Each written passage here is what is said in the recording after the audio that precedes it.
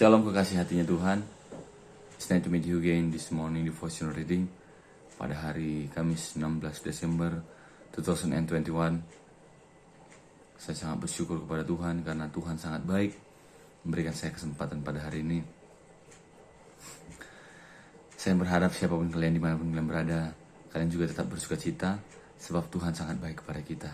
Asalkan kita taat kepada Dia, mendengarkan firman-Nya, melaksanakan firman-Nya, maka percayalah Tuhan akan memberkati hidup kita, teman-teman. Sedikit kesaksian, kalau tadi malam kami ada Natal di GPD Shalom Medan, di mana pertolongan Tuhan bisa berjalan dengan lancar, tapi tentu saja itu tidak sekejap saja bisa terjadi. Kami latihan selama sebulan kurang lebih untuk penampilan Youth Shalom, untuk penampilan MC, kebetulan saya sebagai MC singer gitu. Saya melihat bahwa kita melakukan bagian kita dan Tuhan melakukan bagian Tuhan. Jadi teman-teman, renungan saya akan bagikan renungan hari ini yang berjudul Kamu Orang Apa? Diambil dari Galatia 3 ayat 26 sampai 4, pasal 4 ayat 7. Beginilah firman Tuhan. Sebab kamu semua adalah anak-anak Allah karena iman di dalam Yesus Kristus. Karena kamu semua yang dibaptis dalam Kristus telah mengenakan Kristus. Dalam hal ini tidak ada orang Yahudi atau orang Yunani, tidak ada hamba atau orang merdeka, tidak ada laki-laki atau perempuan, karena kamu semua adalah satu dalam Yesus Kristus. Dan jikalau kamu adalah milik Kristus, maka kamu juga adalah keturunan Abraham dan berhak menerima janji Allah. Tak ada lagi perhambaan, yakni maksud dialah selama seorang ahli waris belum akil balik, sedikit pun ia tidak berbeda dengan seorang hamba. Sungguh pun ia adalah tuan dari segala sesuatu, tetapi ia berada di bawah perwalian dan pengawasan sampai pada saat yang telah ditentukan oleh Bapaknya. Demikian pula kita, selama kita belum akil balik, kita takluk juga kepada roh dunia. Tetapi setelah genap waktunya, maka Allah mengutus anaknya yang lahir dari seorang perempuan dan takluk kepada hukum Taurat. Ia diutus untuk menebus mereka yang takluk kepada hukum Taurat, supaya kita diterima menjadi anaknya. Dan karena kamu adalah anak, maka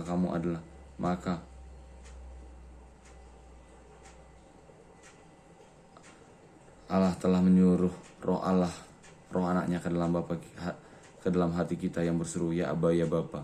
Jadi kamu bukan lagi hamba, melainkan anak. Jikalau kamu anak, maka kamu juga adalah ahli-ahli waris oleh Allah.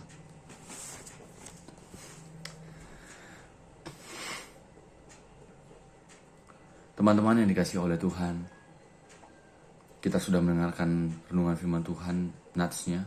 Ini dari Galatia pasal 3 ayat 26 sampai pasal 4 ayat 7.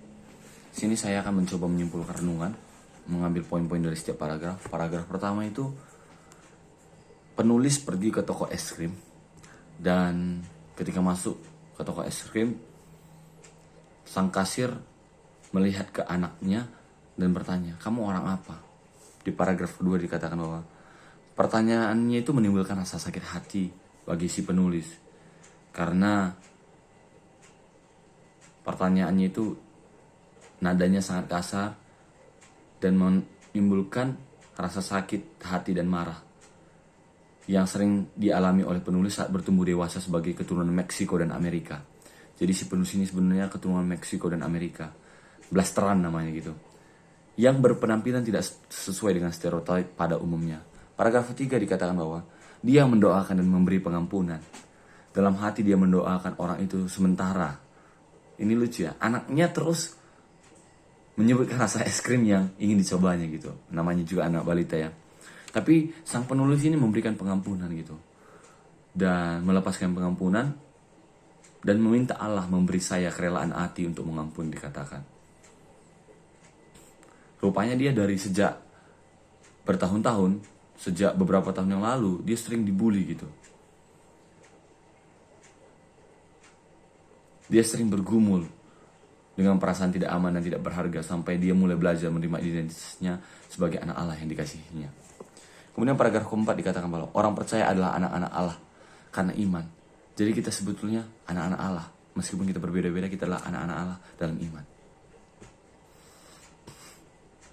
Jadi teman-teman, hidup kita berharga. Sini ada pertanyaan, pernahkah kamu meragukan nilai diri kamu karena pendapat, tuntutan, atau pandangan orang lain? Tentu saya pernah, dan itu menyakitkan teman-teman.